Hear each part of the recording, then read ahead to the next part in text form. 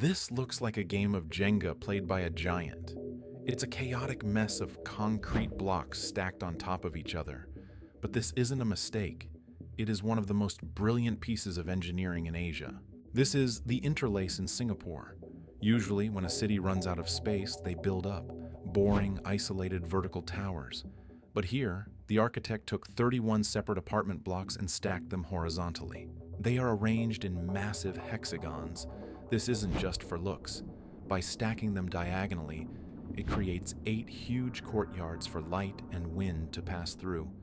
It creates gardens on the roofs and jungles in the sky. It challenges the isolation of modern living. The architect calls it a vertical village. Instead of trapping people in separate towers, the design weaves them together, creating a network of shared spaces where a real community can actually grow. It was voted the World Building of the Year, proving that you don't need to scrape the sky to build a city.